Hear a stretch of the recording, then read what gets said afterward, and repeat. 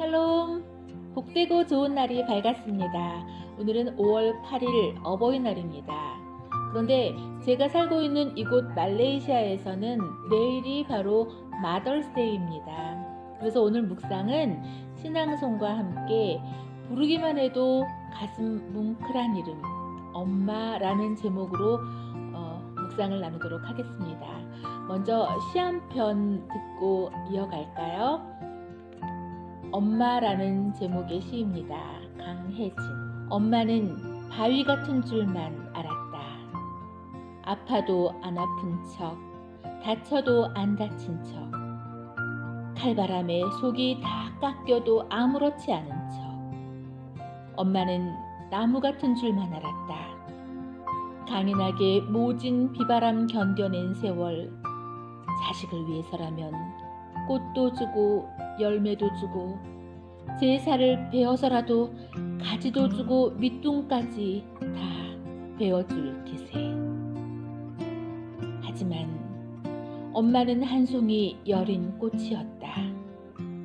새벽 이슬방울 떨구듯 남몰래 흘려온 눈물, 가늘게 떨리는 잎새처럼 파르르 견뎌온 한 세월.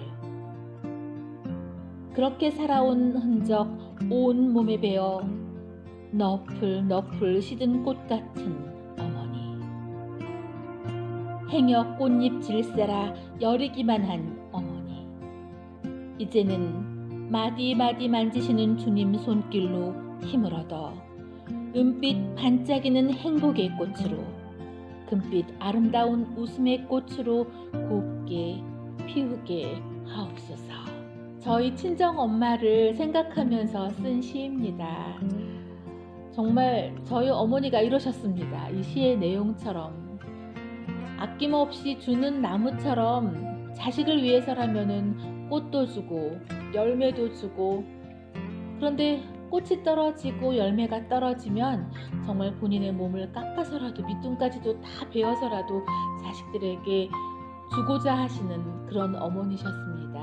그런데 어디 저희 어머니만 그러셨을까요? 세상의 모든 어머니들이 자식을 위해서라면 그렇게 숭고하게 살아오시지 않았을까 싶습니다. 그런데 이렇게 엄마라는 이름만 불러도 가슴 뭉클하고 고향처럼 여겨지고 바다 같고 하늘 같고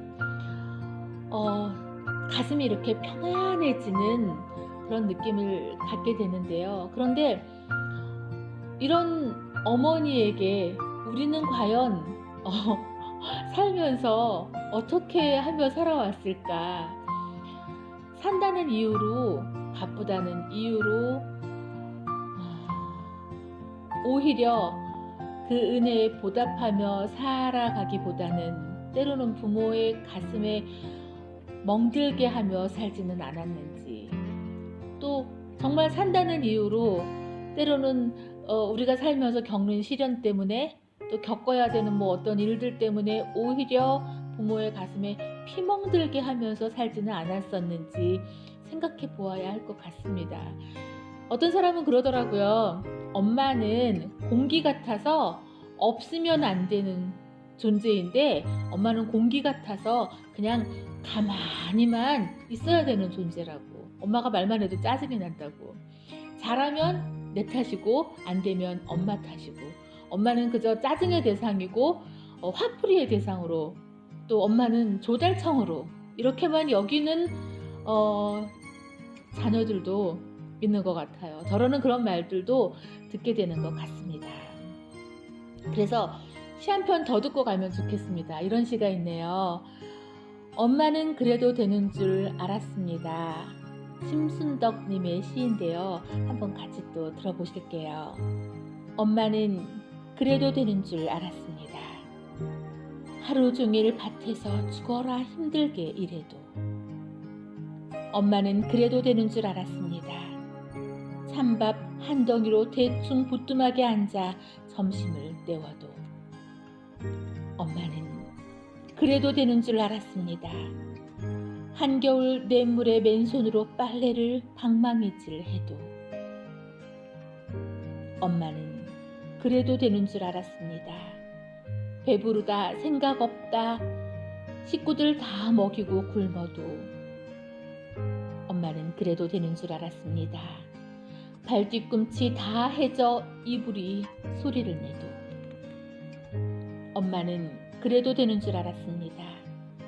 손톱이 깎을 수조차 없이 닳고 문드러져도 엄마는 그래도 되는 줄 알았습니다.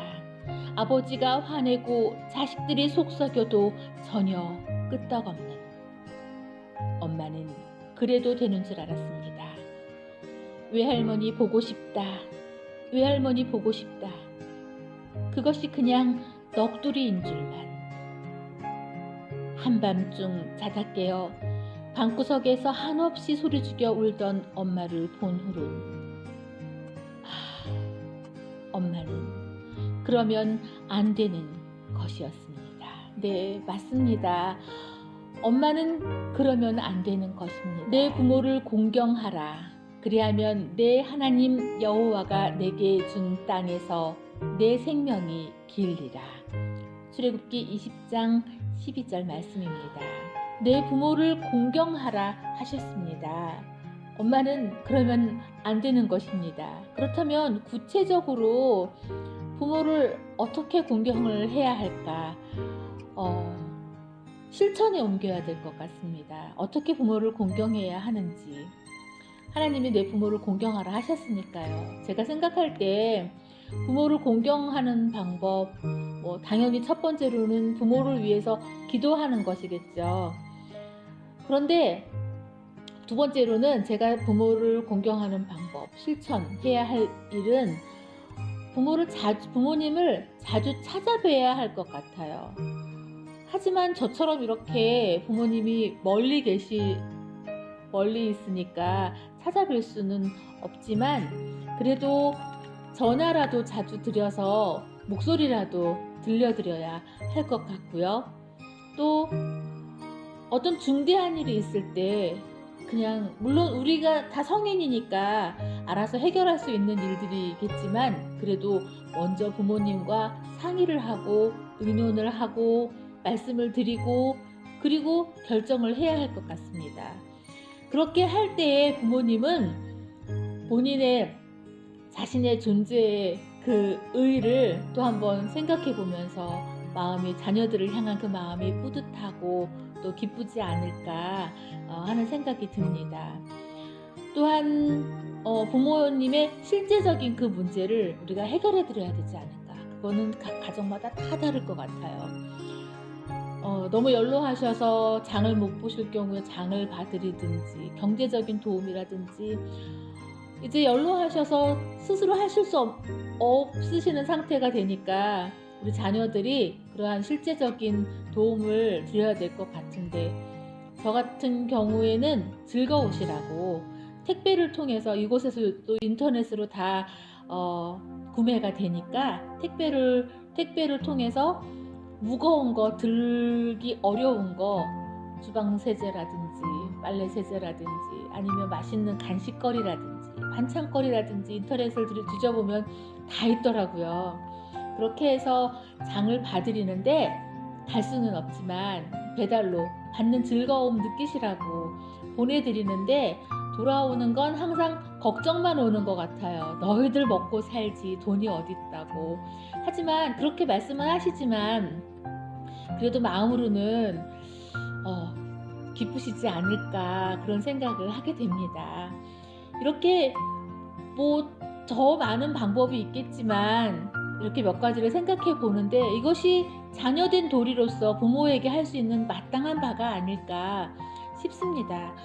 그런데 또 한 가지를 더 한다면 저는 부모님에게 웃어드리는 게 또 가장 너무나 행복한 효도인 것 같아요. 자녀가 행복하게 살아가는 모습, 자녀의 모든 것에 하나님으로 인한 만족한 삶, 감사한 삶, 기뻐하는 삶, 이렇게 웃는 모습을 부모님에게 항상 보여드리는 것도 굉장히 큰 효도이지 않을까 그런 생각을 해보게 됩니다. 신앙송과 함께하는 오늘 묵상 끝으로 시 한 편을 또 낭송하고 싶은데요. 이 시는 시인의 이름을 잘 모르겠어요. 기도의 어머니라는 시인데 마지막 부분만 낭송하겠습니다. 아무리 불러도 실증 안 나는 그 이름, 부르면 부를수록 그리움이 쏟아지는 그 이름, 부르면 부를수록 목이 메는 그 이름, 가만히 불러봅니다. 어머니의 기도 은혜에 힘입어 오늘 내가 여기에 있기에 어머니가 걸으셨던 목이 맨 기도의 그 길을 이제는 나도 따라 걷고 또 걸으렵니다. 어머니가 한평생 걸으셨던 기도의 그 길을. 너무 은혜로운 구절인 것 같아요. 자녀를 위해서라면 그렇게 희생하시는 어머니, 아낌없이 주는 나무처럼 다 주는 어머니. 그런데 우리의 어머님들은 한결같이 주는 것뿐만이 아니라 마음을 다해서 우리 자녀를 위해서 기도의 생을 살으셨다 해도 과언은 아닌 것 같아요. 엄마라는 이름은 부르기만 해도 말로 표현할 수 없는 어떤 엄마 냄새를 가슴으로 느끼게 하는 것 같습니다.